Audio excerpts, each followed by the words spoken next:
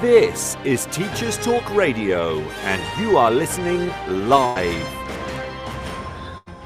Good evening and welcome to Teachers Talk Radio. Tonight on the show, we're going to be speaking to Kieran Larwood, who will be talking to us about all the things reading, everything to do with reading habits, children's literature. I'm looking forward to a good night on Teachers Talk Radio.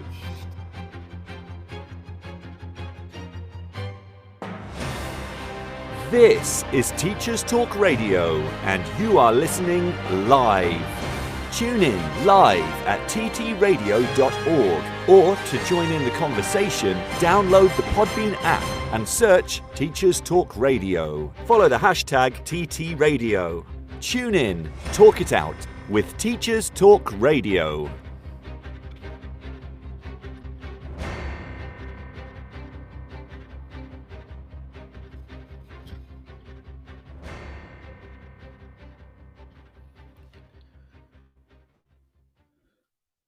Good evening and welcome to Teachers Talk Radio with Sean Mackay, your host. And tonight we're talking to Kieran Larwood, who the award-winning author of the Podkin One Ear series about school libraries, reading, and everything in between. Good evening, Kieran. How are you? Hi, hello. I'm fine, thank you. Thanks for asking me on. That's right. It's fantastic to have you here. So to start off with, could you tell us, listeners, a little bit about yourself? Yes, so I used to work as a teacher. I worked as a reception teacher here on the Isle of Wight for 15 years. And then I began writing children's stories. I started off trying to write picture books, but I found that I had the writing bug. Loved writing stories, and I think 10 years ago now, my first book was published, and that was called it was Carnival of the Lost. It was called The Peculiars when it first came out, and a few years after that, I wrote Podkin, and then that did really well. And now I'm a full-time writer, so I managed to make enough out of writing to give up teaching about 5 years ago. Oh, fantastic. That's brilliant. I think, do you miss teaching at all, do you think? Or are you just like, no, I don't miss teaching at all? I miss working with the children, obviously, and I had a really nice school, like a very small school, very close staff, so I miss all of that. I don't miss all the paperwork and all the kind of government interference and everything else. So. Yeah, absolutely. I can certainly empathise with that one. So let's start then with the first question, then, which is, when you were a child, looking back that long ago, the same as me, what sort of kind of books did you read, and kind of why did you like those sorts of books? I was quite an early reader. Back in those days, there wasn't a lot of children's fiction around. It was mostly just Enid Blyton. I think she had a kind of monopoly on all the children's books. But then one day, it's one of my kind of very early memories. I still remember going to my parents' bookshelf and finding a copy of The Hobbit and just opening it up and seeing the map inside of Middle Earth. And that was it then. I was gone. I was just a complete fancy addict. So yeah, I just loved reading Tolkien and Ursula Le Guin and anything fancy I could get my hands on, like the Box of Delights, things like that. Fabulous. I can also remember reading The Hobbit as a child, and certainly the Enid Blyton books were some of my favourite. We didn't have many books in our house, so we had to have something called the book bus. I don't know whether you had the book bus where you were, but there used to be a travelling library that used to come around, and we used to go to that all the time. Yeah, I used to go to our village library a lot. Yeah, I used to spend a lot of time in there. Getting books every week. So, with The Hobbit, did you read The Hobbit a lot when you were a kid? What other books other than maybe The Hobbit did you read? Yeah, I read it. I've read it multiple times, and Lord of the Rings as well. And then anything remotely kind of fantasy related. I loved Ursula Le Guin's Ursi books. The Dark is Rising, and all of that series. The Box of Delights, and there was a book called my favourite book was called The Hounds of the Moriarn by Pat O'Shea, which is an amazing kind of fantasy set in Ireland with all the Irish mythology and everything. yeah, anything that had remotely had dragons or fantasy or anything like that, I would just snap it up and devour it. Brilliant. Right. So when you were at school, when you were a child, and in terms of reading and in terms of your library, what was school like for you? Did it have a large library? Did you use it a lot, or did you find that, um, like today with the budget constraints that are on libraries, that it was not very big and there was a limited choice, or was it a good library for you? I was really lucky actually because all the schools I went to had like an actual designated library with a librarian. Um, Yeah. yeah, I remember spending a lot of time in there. I mean, the books were probably quite dated, I'd imagine, but I still found lots of favourites that I liked. You know, like the Phantom Tollbooth. I remember reading that in the school library, and Yeah. yeah, and lots of old fairy tale books with the Arthur Rackham illustrations. I used to love those, and the Moomin books. Yeah, so and high school they had a really good library as well. I remember the Hmm. library at high school being probably quite small if I went back, but it seemed massive. Yeah. And they'd order books in for you. So yeah, I was really lucky actually. Yeah. The school libraries were really good. Yeah, I mean, it was the same as our library. It was. I can always remember it as yourself. I suppose it was because we were slightly smaller than we are now. Just walking into the library, and it just seemed to have really high walls full of books. Um, Yeah. Not many people used the library, to be fair, when I was a child, but it was a very quite a rough inner city school, so most kids were just outside doing other things other than coming into the library, which was quite good for me. What about your school library? Was there lots of people that used it, or were you on your own, sitting just kind of reading in there? A bit like you, I guess. It was for the kind of, shall we say, the more introverted people. Don't want to say geeks, but Yes. yeah, yeah, it was the ones who didn't want to run around and play football. So I used to go in there quite a lot, especially if it was raining, and yeah, and just sit and read. I think they had like a chess club in there, and all sorts of board games and things like that. You could sit and do just as a kind of quieter place. So it was really Hmm. nice for me Cool. because I was, yeah, definitely not one of the lads who wanted to go around kicking the football and punching each other.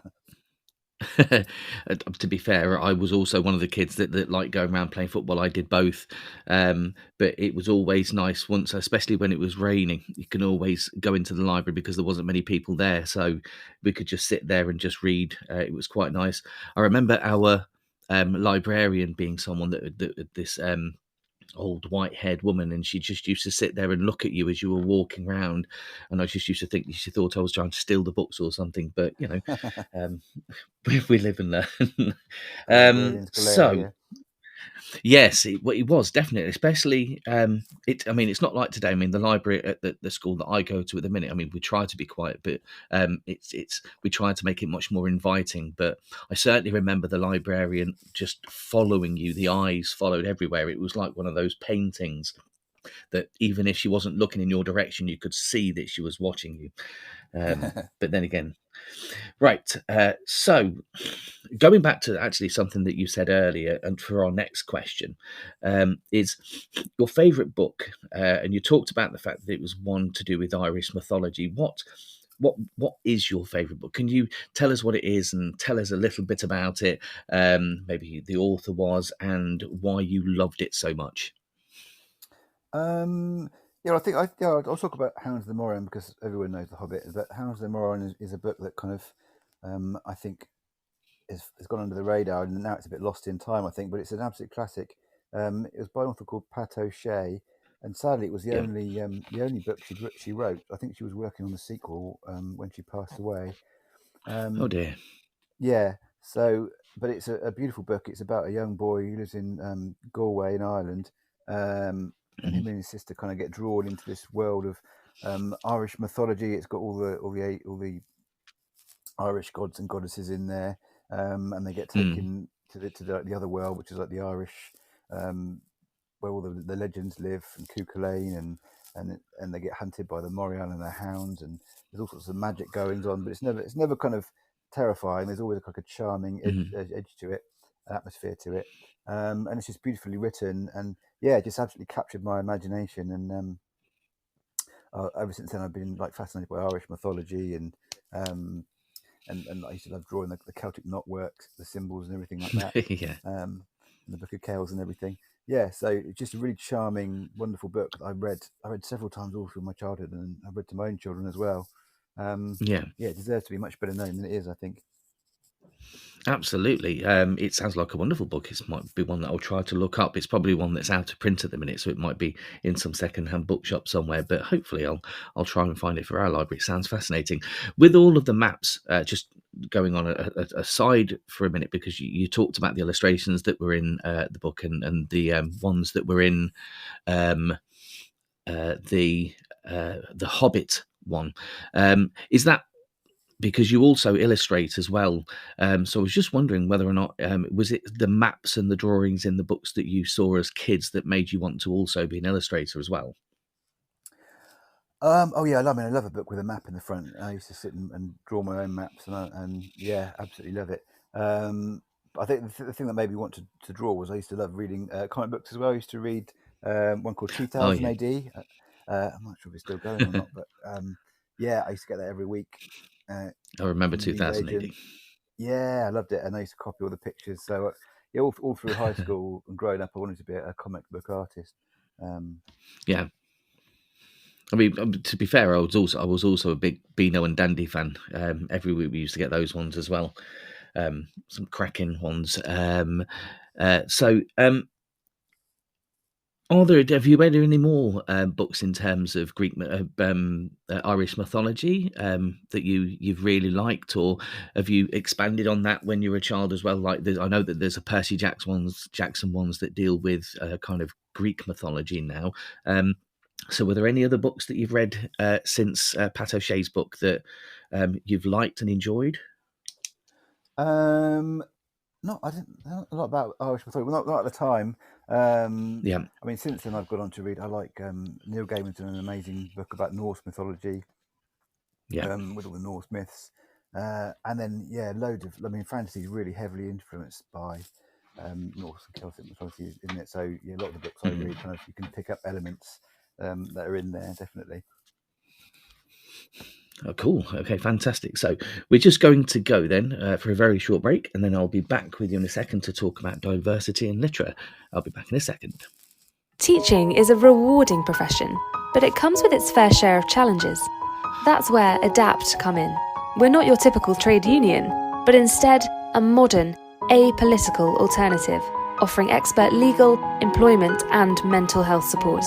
Protection without the politics. So what makes ADAPT different? We're always apolitical and independent, specialised solely in supporting individual teachers. Our caseworkers are professionally qualified, ensuring you always get the best advice. Plus, there's 24/7 mental health support. Whether it's a simple contract check or handling serious allegations, ADAPT are here for you. Join the thousands of educators who've chosen ADAPT to protect their careers. Subscribe at adapt.org.uk today. ADAPT. Supporting school staff. Protecting careers. Right, and welcome back to the show with award-winning author Kieran Larwood talking about everything reading. So we've just left Kieran's favourite book with Pat O'Shea, and my next question is kind of one that's kind of taken part in the news very recently, especially with the kind of the stuff that's going on with LGBTQ plus and Black Lives Matters. Do you think that kind of children's literature today has enough kind of diversity, not just kind of with authors and characters as well, kind of with obviously different race, gender, religion, LGBTQ plus, or kind of do we need more of that coming through as well, do you think? I mean, I think it's come on a long way, especially in the last 10 years since I've been writing. Just the awareness is definitely there, and I think lots of writers they understand that children need to be able to see themselves in their literature and the stories, and so they Yeah. make sure they include a diverse range of characters. And there's lots of kind of movements going forward to kind of promote and find new authors from different backgrounds. So yeah, I think it's come on a long way, and it's still developing, but obviously there's still a long way to go. I mean, if you look at the kind of the authors that they are at the moment. Most of them are like predominantly sort of white middle class authors, you know. Yeah. But I think the problems are more to do than the problems they're kind of in society, aren't they? You need to have kind of access to certain things to become a writer. You need a sort of higher level of education. You need a job with some kind of Hmm. some amount of spare time for you to actually write in, and you Yeah. know, support with like writing groups and things like that. So there's still, I think, quite a lot of work still to be done. But yeah, I think we're kind of moving in the right direction gradually. Yeah, I mean, it certainly from one of the, if I can remember going back to what we said earlier about libraries and school libraries, certainly there were absolutely no kind of LGBTQ plus novels when I was a kid. It was just, it was literally just, you know, white authors and straight authors. I mean, you had obviously pseudonyms for some of the authors from way back when, but now we have the likes of people like on Jolly Rove, for instance, talking about people living on the streets and people that are in there and in schools, and how people can turn their lives around, and also talking about kind of LGBTQ plus issues. We also have kind of BB Alston, I think, was just come up with the book whose name has just gone out of my mind, but with a kind of a female black kind of character lead, which I thought was absolutely brilliant. But I mean, in terms of reading yourself, have you read any books with kind of black authors, LGBTQ authors, or characters that you've really enjoyed? My daughter's really enjoying the Heartstopper graphic novels, so I've been reading those with Yeah, her. yeah, Yeah, she loves those, and obviously there's a Netflix series as well, I think, isn't there? yes, there is. Yeah, Uh, I'm trying to think now. Of ones I read. There's I know a it's because really I nice know one there was. by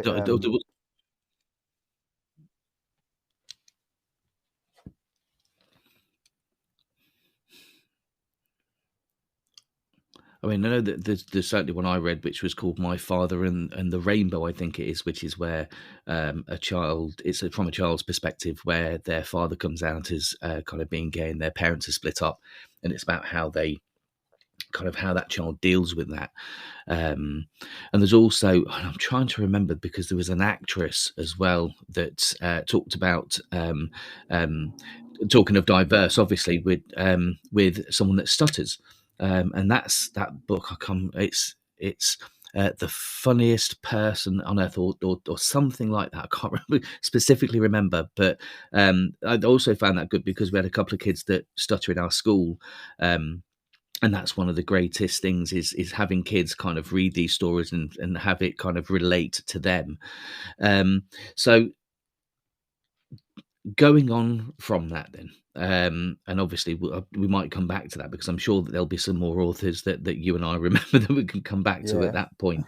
um, so, do you think children's literature, again, kind of coming back to kind of past and future and how schools are different and libraries are different, do you think that children's literature is kind of better than it was now than while it was a child?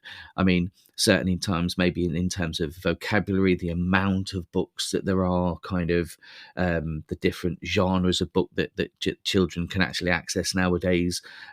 What do you think? Do you think better or just different? Oh, immeasurably better. I mean, it's incredible at the moment, the amount Mhm. of, I mean, the sheer amount of books that kind of come out. Because I'm at middle grade, so that you kind of keep an eye on what's being released. But yeah, it's just, and there must be thousands every year, just and Yeah. of all different genres. There's science fiction and fantasy, Mhm. horror. There's been quite a few kind of horror ones coming out lately, and just things you wouldn't expect. Um, yeah, and if you walk into a bookshop or Waterstones or whatever, Mhm. and you look at the children's section now, I mean, it used to be just Yeah. a couple of shelves, but they're like kind of they're like whole sections, aren't they? And Yeah. tables just kind of overflowing with new books, and the promotion's really good as well. They have like kind of books of the month and lots of awards and things. Um, Mhm. yeah, it's incredible. I mean, I remember kind of struggling to find books to read when I was a child, but yeah, the Yeah. choice is just incredible at the moment. Yeah, and as you say, lots of different, more diverse books coming in as well. So there's it's not just the kind of typical fantasy adventures, and there's all sorts of different types of stories they can read and access, and see themselves in them as well, which I think is really, really important. Yeah. Also, the other thing, when it comes to children's literature in the past, one of the things that I saw the other day is I found a book, a Ladybird book, from 1982, which is a book that I didn't even realise I actually had. And I compared it. I took it to school and compared it to the same book, and the vocabulary in the 1982 version was much higher than the one that's just been published recently, about a couple of years ago. Do you think, I mean, this is just going off the track in terms of this a minute, but do you think that children's literature in terms of vocabulary has slightly gone downhill in terms of the amount of vocabulary, or do you just think that that children are that reading text messages too much? Do you think the vocabulary is high enough nowadays, or do you think are we dumbing books down? Do you think? It's a difficult one, isn't it? So yeah, if you pick a children's book from like the 70s, 80s, yeah, the vocabulary is completely different. And partly, I think, I don't maybe, I mean, it's a different generation, isn't it? Completely, and they have things that we didn't have to contend with at all. I mean, they do have. You have to kind of grab children's attention right from the get go now, and Yeah. if they're bored for a millisecond, there's a thousand other things they can be doing on their PlayStations, their consoles, and their phones, or whatever. So you've got to kind of really grab and hold their attention. And I think if you do try and, I mean, there's a school of thought that you put kind of more complex vocabulary in, so that you expand their vocabulary when they're reading, but also what you're doing is you're kind of, I think of it like ideally what you want to do is you want to capture their imagination so they're completely lost in the story. Yeah. And they don't even have to kind of think they're consciously reading; they're just completely there with you, experiencing the story. But then if they hit a word they don't understand and it ruins the context of the sentence, and they have to go and look it up in the dictionary or ask somebody, you've kind of jolted them out of that world, haven't you? So Yeah. I think it's better to kind of, it's more important to hold their attention and have them reading than kind of try and fit in as many huge words as you can to kind of develop their vocabulary. Personally. Yeah. No. Yeah, that's brilliant. Yeah, because it does. I mean, I must admit. I mean, obviously, we were readers when we were children, but with phones nowadays and the amount of different things that do hold their attention, I absolutely agree with you. I think grabbing that attention, as long as they're reading, and lots of people would disagree with this, but if they're reading something, it's better than reading nothing. And to have one's a vocabulary that's going to hold their attention and keep them in that story, I think is a great thing. So the next question then to you is a very quick question, actually, but it might have a more complex answer.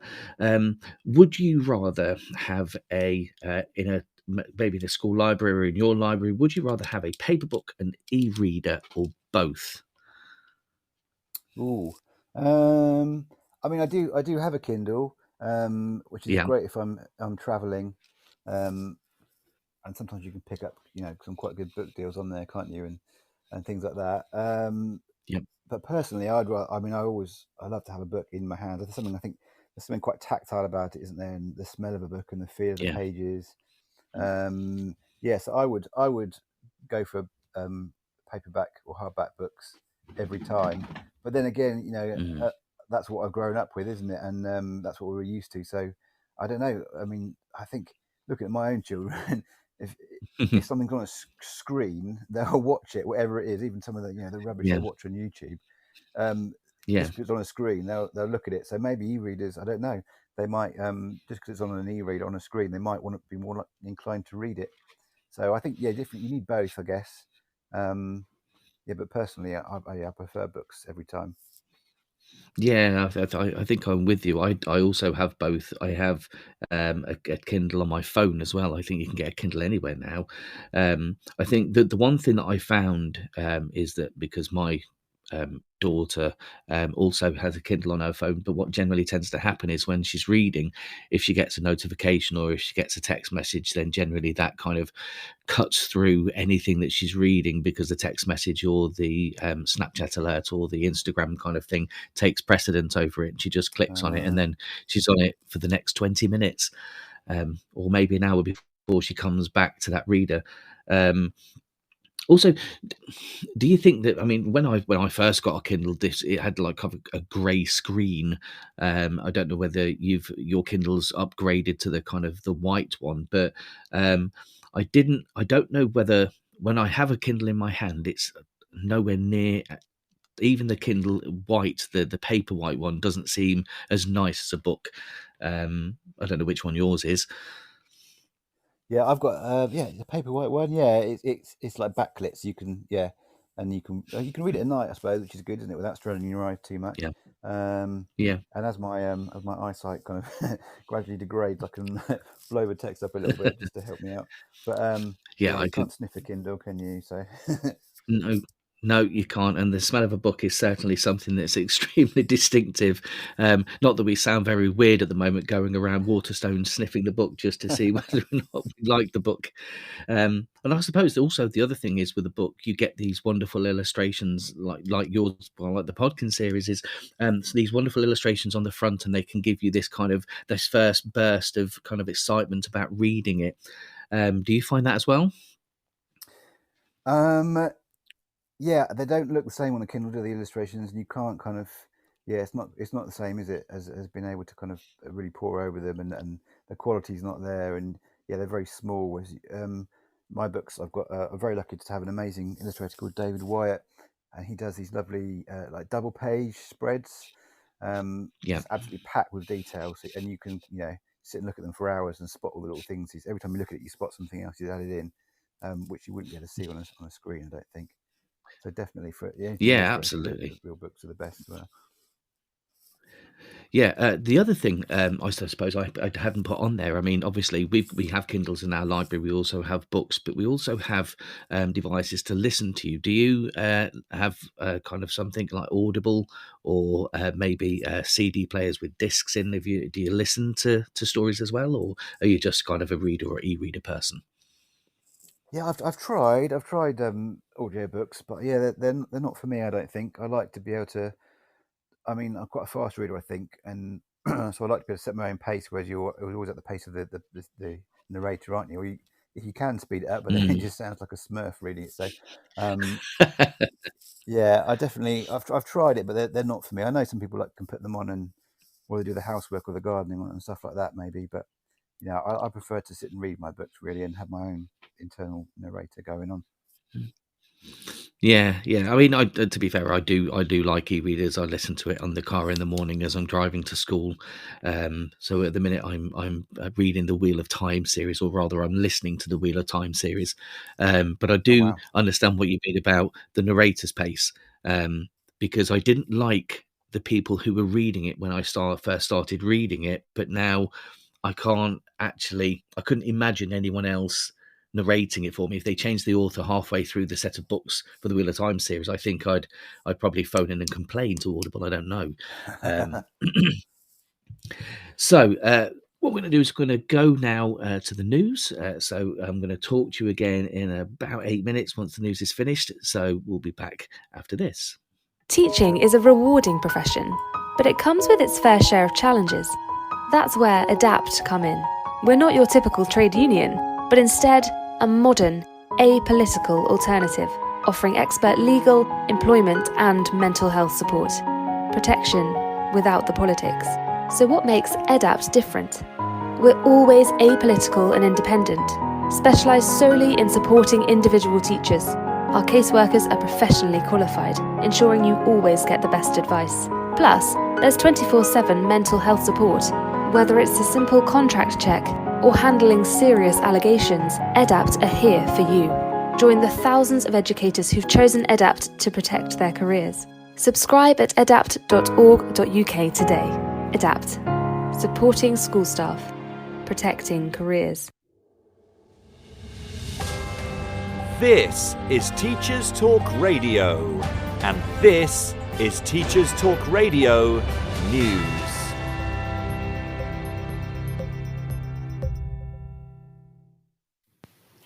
Prime Minister Rishi Sunak is considering significant reform of A-levels in England, which, according to the BBC, could see the introduction of what it calls a new British baccalaureate. The PM's plans could include the compulsory study of maths and English up to the age of 18, as reported in the Daily Telegraph. It's not the first time Mr Sunak has considered a shake-up, having previously said, during an unsuccessful leadership campaign last year, that he wanted all young people to study maths to 18. Foreign Office Minister Andrew Mitchell told BBC Radio 4 that he expects Mr Sunak to agree to reform of the education system, and said the government will be guided by the best expertise on how we ratchet up standards. Concern about any proposed changes have already been raised by unions and other post-16 professional associations, particularly around the existing issues of recruitment, retention and concerns around workload. A spokesperson for the Sixth Form Colleges Association said the post-16 curriculum was narrow by international standards, and this was partly reflective of chronic underinvestment in sixth form education since 2010. The BBC also features an article on the fall in numbers of students being accepted into universities in the UK, the first fall in 5 years. Applications also fell after demand rose during the pandemic. Fewer students got into their first choice of university this year, but more qualified for their second choice or accepted places through clearing. The new data from UCAS shows 270,350 UK 18-year-olds were accepted onto a course this year, down from 275,390 in 2022. UCAS says the figures show a return to normal growth following the surge of demand seen during the pandemic. Data for individual universities is not yet available. Last week on Teachers Talk Radio News, we featured reaction to the latest data published on suspensions and exclusions. In a linked story, Schools Week has published further analysis, this time focusing on data from schools linked to incoming Ofsted Chief Inspector Sir Martin Oliver. The analysis reported in the article suggests the Outwood Grange Academy's Trust secondaries excluded twice as many pupils as other schools in some of their regions. At a pre-appointment hearing before the Education Committee last month, Sir Martin was challenged by MPs over the Trust's high suspension rates. Sir Martin responded, "Our figures for permanent exclusions are lower than most in the areas in which we work." Schools Week says the data for the Trust's 13 secondary schools in Yorkshire and Humber had a 0.31 exclusion rate, the equivalent of 3 in every 1,000 pupils, compared to 0.17 across the region's other secondaries. In the North East, the Trust's 7 secondaries had a rate of 0.64 compared to 0.3 in others. Kim Johnson, the only committee MP to vote against the appointment of Sir Martin, said he should be brought back to answer for his words. Frank Norris, an education advisor for the Northern Powerhouse Partnership, said the original comments could be viewed as misleading. A Trust spokesperson told Schools Week that Sir Martin was comparing exclusion rates between some individual Outwood schools to some of the other schools in the same local authorities with similar profiles. The spokesperson also added that the schools had been underperforming for years and had now been transformed by the Trust. More details of the Schools Week analysis and full commentary can be found online. In Ireland, the Irish Independent reports on what it calls radical changes in how students are assessed as being on the way in a move to combat the threat of AI platforms such as ChatGPT. Higher education colleges are already being told to abandon certain forms of assessment because they are no longer sufficiently robust to award scores which count towards official grades. These include do-at-home assignments or essays, unsupervised online assessments, and multiple choice quizzes which are conducted online. There will be greater reliance on oral assessments to check understanding and systems to identify if students have cheated by using AI. However, colleges are being told to resist any temptation to switch back to traditional end-of-semester formal exams. Instead, they should consider short-term reweighting of assessments whilst they formulate a long-term plan. Finally, this week saw Education Secretary Jane Keegan comment in the House of Commons that children she had visited in schools affected by poor quality concrete, known as RAC, had been petitioning me to stay in the porter cabin because they preferred it to the actual classroom. Ms. Keegan's comments were met with derision by many, saying it showed a chronic lack of understanding of the poor quality facilities schools had been using for many years, particularly since the cancellation of the project to rebuild many schools. However, Downing Street defended the comments, saying it reflected a conversation with children and that the department and leaders had worked hard to make sure children had been unaffected by the current challenge. This has been your Teachers Talk Radio News with Joe Fox. And welcome back to the Late Late Show with Sean Mackay, talking tonight with Kieran Larwood, author of the Podkin One Ear series. So, Kieran, welcome back again. So, just, I don't know whether you listened to any of that news. I'm just wondering what, because there's one part that kind of caught my attention in that, and that was the kind of the Chat GPT, the AI revolution. There's lots of stuff in the news at the minute about kind of people using Chat GPT and Bard AI to kind of write and to publish novels. Have you heard of that? What do you think of that at the moment? I haven't heard of them using it for entire novels. That's a new one. That's a bit worrying, isn't it? I'll be out of a Yes. job. But yeah, I don't know. I don't know how. I'm sure. I mean, they can mimic certain writers' styles, I suppose. But when it comes to kind of creating a novel, I mean, that I don't think they can actually replicate that. That, you know, you need to have that kind of those leaps of intuition and then that imagination, which I think hopefully is a human thing, not an artificial intelligence. Yeah, no, it's all a bit worrying.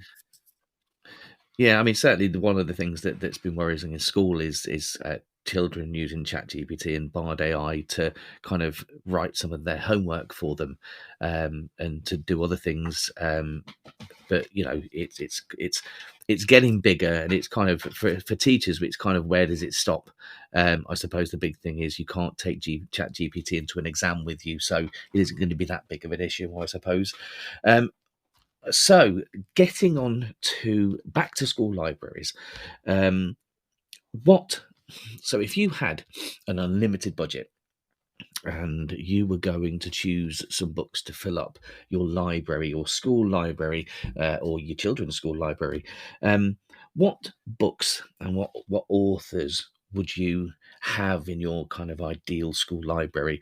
And I may I'd blatantly ask you to repeat some of them, because if I think I'm going to have that in my school library because I haven't heard of it before, then I might ask you to repeat what it is. But so the ideal library, what would you have in it? Well, first of all, I think I would have a mixture of kind of the classics, older stuff. Yeah. Obviously, you know, like things like Roald Dahl and that, which you have anyway. I think you need some of that, but then also, I mean, like we were saying earlier on, there's so many new books out there.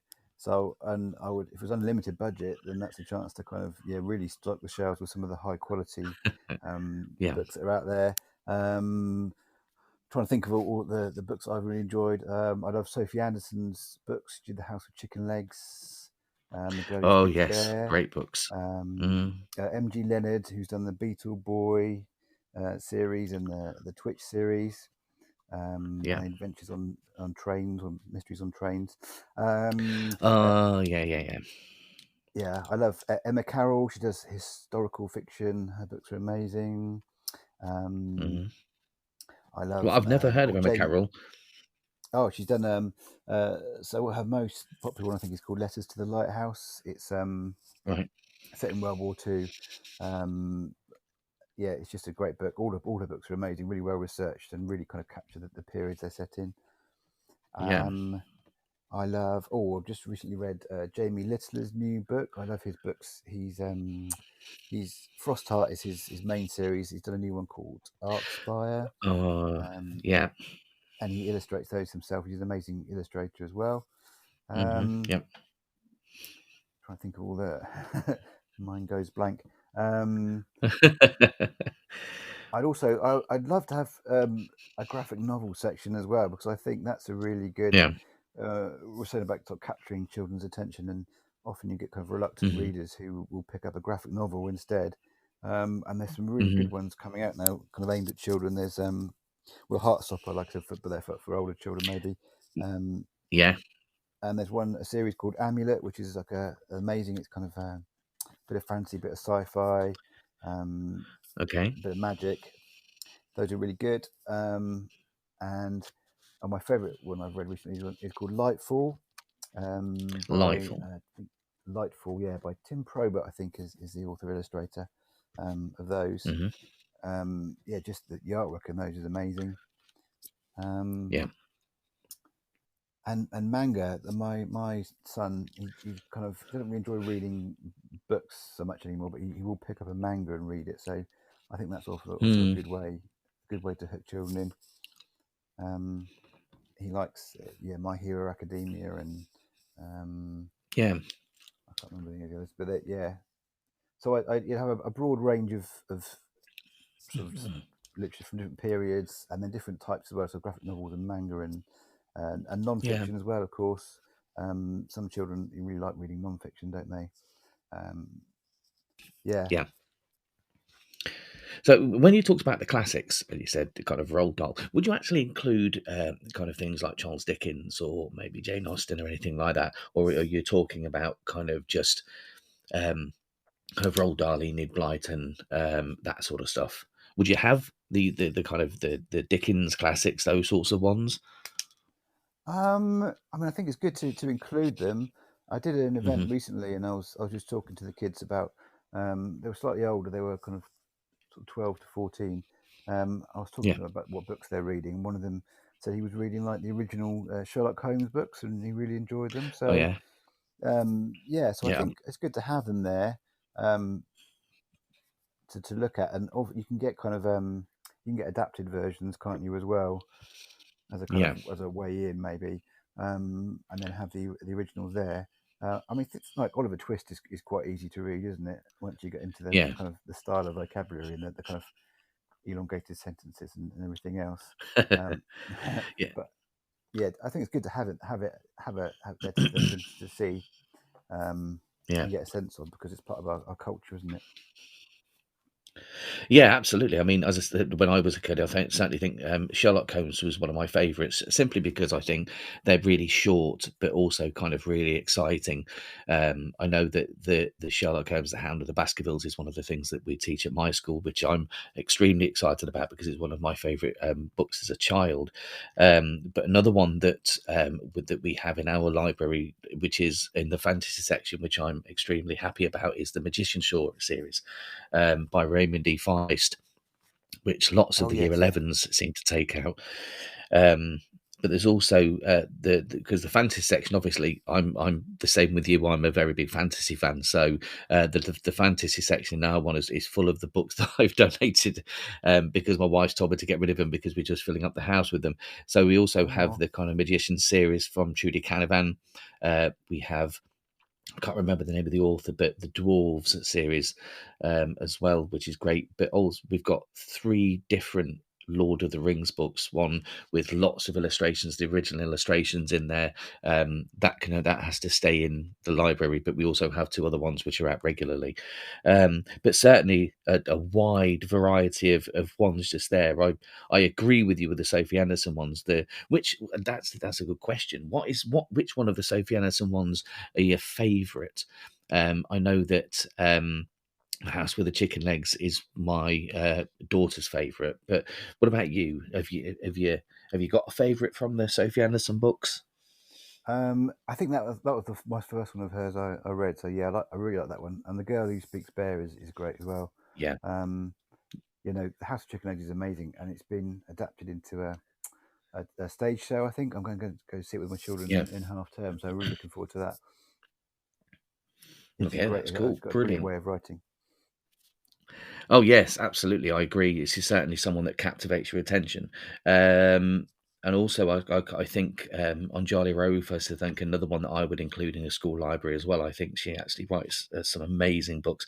But obviously, being slightly biased here because I kind of love your books. I also put the Podkin series. They're all gone.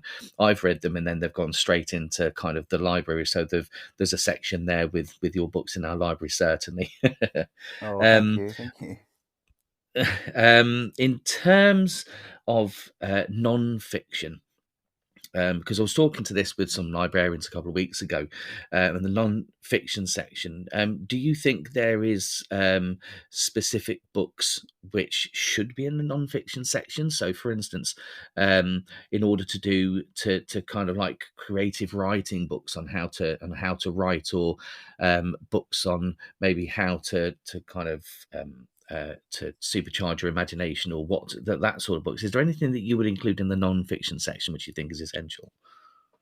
I did see, because I mean, usually books like that are quite dry, aren't they? But there have been some really good ones out Yeah. lately. I think Andy Jones did a really good one about writing stories and just kind of exercises and games you can do to create stories and characters, and it was Yeah. presented in a really fun kind of way, really graphic. Hmm. There's a book that I use quite a lot, by Jeff Vandermeer. It's called The Wonder Book, and it's all Yeah. about how to build your own fantasy world, and different Right. Okay. approaches to that. That's really useful. Hmm. And then there's loads of, on how to draw books, on how to draw comics and how to draw comic strips, Yeah. which kids really love. How to draw things are really popular, aren't they? There's lots of, I know my children go on YouTube a lot and do drawing tutorials and things, but Yeah.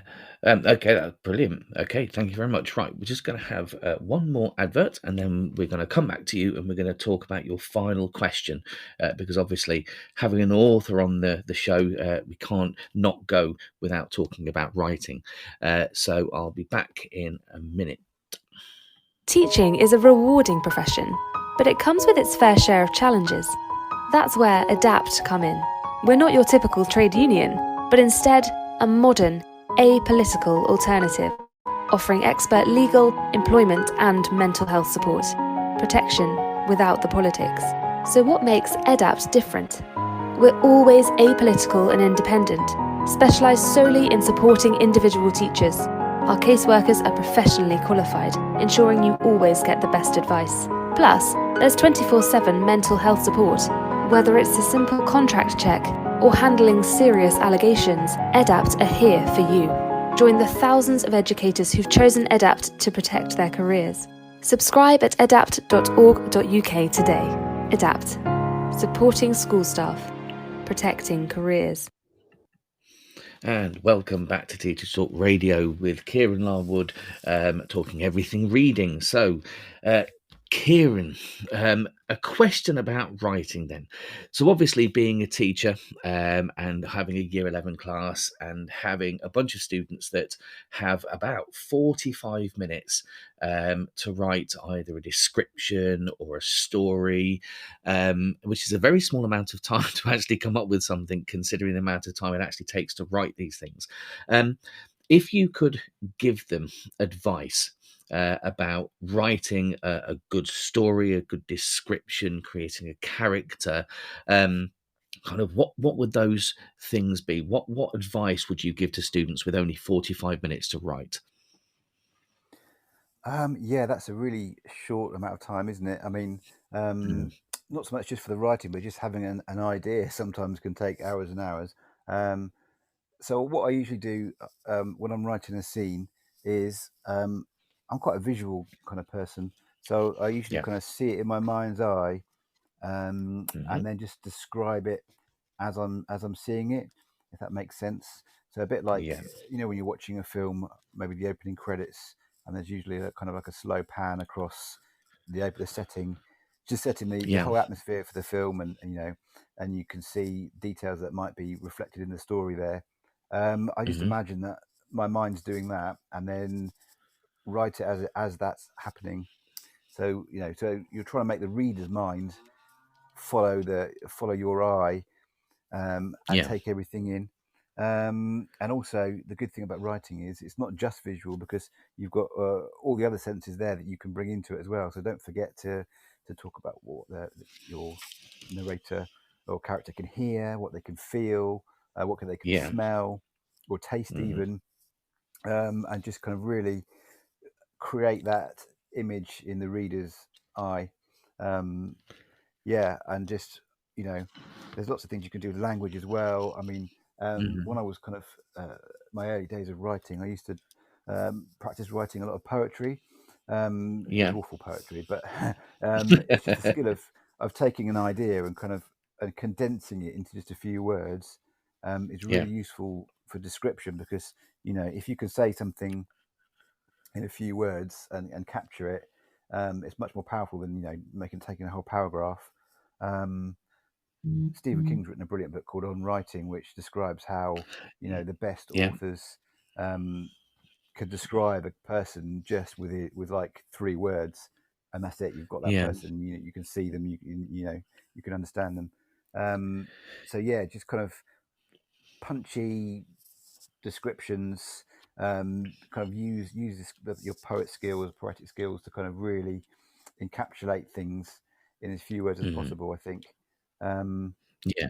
yeah, and just always be conscious that you're kind of painting a picture in the reader's mind, and how can you do that as effectively, especially if you've got 45 minutes. You've got time to kind of spend 5 pages writing about a Mhm. tree. you know Yeah. um, So when you said you visualize the kind of the scene in front of you, would you then kind of jot down the things that you see, or do you just literally write the sentences as you visualize it in your mind? so what I like to do is I like to sort of see it in my mind, and then I like to kind of, my first draft is usually in my head before I even start writing. I'll kind of go through what I'm going to say in my head, so I kind of think it through, and then when I Yeah, start writing, I like it to be more of a kind of quite fluent, like almost like a stream of consciousness. So you're just kind of yeah, letting the words come out and seeing what happens. I think that's the most interesting, rather than kind of agonizing over each sentence. yeah, Just kind of like getting on the paper and then looking at it, and sometimes you see something that surprises you and works really well, and then you can, once it's down, you can use that, and expand on it. yeah. I mean, obviously, when it comes to characters, because one of the things that we do as teachers is we try to say to them, if you haven't got a character that people can kind of um, bond with, that people like, then it kind of, your writing becomes quite stale quite quickly. Um, if you had to create maybe a character, someone that's going to be the center of that attention, the center of that narration. Um, what's a good way to do that in a in a very short space of time? I think, well, I mean, as human beings, we all have a lot in common, don't we? We have kind of archetypical thoughts and feelings and experiences that we've all kind of been through. Like we've all been lonely, we've all been scared, we've all been Yeah. excited. So and take what's happened to you, um, and use it to kind of fill out your character, because readers will have experienced the same thing, so they will understand. And it makes your character more human if something's happened to them which the reader can relate to. Um, Mhm. so Relatability, definitely, yeah. yeah, yeah, and it's not always good to play on stereotypes, but if you're trying to capture somebody really really quickly, you can use that to your advantage, and then maybe twist it Yeah. later on. But use things that kind of things. There's like an unspoken language, isn't there, in films? If you see somebody with their collar up and a hat pulled low over their eyes on a misty night, they're up to no good. So you can use kind of Yeah. cues that you've seen as well. And again, later on, as you expand it, you can subvert it and twist it. But these are all good things. If you're trying to set something up really quickly, you can use to your Mhm. advantage. Yeah. I think certainly, um, I think one of the best proponents of using stereotypes is David Walliams. I don't think there's a single book of his without a bunch of stereotypes in them. So, in terms of the characters themselves. Do you have a kind of a favourite character? I know that obviously Bilbo Baggins, maybe in The Hobbit, might be kind of up there with one of your favourite characters. But of all the characters that you've seen and in all of the books that you've read, is there a favourite character that you've got, a favourite kind, and why would that be your favourite character? What is it about that character that kind of brought it alive for you? Crikey. There's loads of. I always like characters that are kind of a bit rebellious and a bit kind of cheeky. There was a book I loved when I was young called The Borrables by Michael de Larrabiti, and it was all about Borrables where anyone could become a Borrable. There were children who kind of got into trouble and ran away from home. And then they became Borrables. Their ears became pointy, and they became like this little race of Borrables. They lived all around London in these different tribes, and they were like lived in old derelict buildings and things, and the tribes were always battling against each other. And the characters in that book are amazing because they're all little rebels. They're all kind of cheeky, cunning, crafty. Yeah, they really stood out to me, I think, definitely. Okay, cool. That's brilliant. So I really loved, and it kind of threw me a little bit because I thought writing poetry might be something, but writing poetry in order to take an idea and condense it, I think is a great. It's something I've just been pondering over, a great way of planning something. So kind of write a poem about the thing you're going to write about first to condense your idea into this really small, compact piece of vocabulary. So do you still do that, or is that just something that you used to do? Is that something you still do? I don't do it anymore, but what I did, I think, Yeah. early on, I used to use it to kind of help with my description, and now it's become the way I describe things. So I think about something, and then I think about how, if it was a poem, how would I put it in a poem, kind of thing. How can I describe this in the best way, in a kind of an original way, but the way that just absolutely sums it up. I think poetry kind of teaches you to think outside the box, really, and because there's no rules, you can do anything. You can mess around with words and language, and I often like a bit like Edward Lear used to do, just every now and then, just making up a word that just if there isn't a word to describe it, you can make one up, usually kind of onomatopoeic or something like that. That just just play around with the language and make it kind of playful and exciting and fun. And I think the skills in poetry really help you to do that. Oh, absolutely. Yeah, I think Roald Dahl was certainly an exponent of making words up. Some of the best words have come from from Roald Dahl, I think. The one last thing in terms of reading. Lots of kids nowadays are kind of turning to, which we've discussed earlier about e-readers and how children's minds are kind of constantly needing to be stimulated. Obviously, your children are readers, my children are readers, but there are lots of children out there that aren't.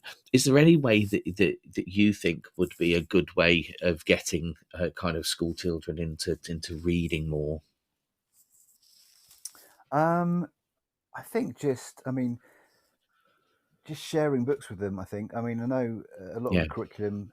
I'm quite familiar with the primary curriculum, and especially Key Stage 2 nowadays is just completely focused on SATs, isn't it, and grammar and everything else. So I think certainly on Twitter, I've become involved with lots of people who are kind of really proponents of this reading for pleasure, and just making time in school. Don't analyze this, don't write a sentence about it, just read it and hear it and enjoy it, and just reading to the children, I think, and just showing them that books are fun, and talking to them about, I've read this book the other day, it's amazing. And I think because teachers are such role models, aren't they? And even if they're not going to get home, if the children can see teachers getting enthused about these new books that are coming out, and just getting the bug for reading, it's going to have a really big impact, I think. Okay, absolutely, yeah. I think that's great advice, and certainly one thing that teachers and parents can take on board. Share the book, share that love of books. Make people understand how great reading can actually be. As much as I hate to admit it, we're coming to kind of the end of the show, and it's I don't want it to be the end of the show because I've really enjoyed talking to you and talking everything books. It's been brilliant finding out all about your kind of how your childhood and the reading that you've done, and we've talked about kind of libraries and the books that you put in there, and I've got lots of notes with Sophie Anderson, M.G. Leonard, Emma Carroll, Jamie Littler, I think, was the other one, with lots of graphic novels that you talked about, and also your fantastic advice for the students, which I'm certainly going to share with my Year 11s when I see them on Monday morning, about visualizing it and using poetry to use that and create that sense of language and playing around with language, because poetry doesn't really have any rules to it. So, Kieran, thank you so much for joining us tonight. It's been such a pleasure talking to you, especially considering that I'm a huge fan of yours. And as I said, it's certainly great to talk to you, and some of the advice that you've given and some of the talk that you've said about the books and the library and some of the books that you'd love has been invaluable, and certainly I hope will be invaluable to teachers thinking about how to fill their library up. So thank you. Oh, thank you for having me. It's been a pleasure. Okay, right, so that's the end of the show, folks. Thank you ever so much for listening. I hope you enjoyed it, and I will see you again in 2 weeks.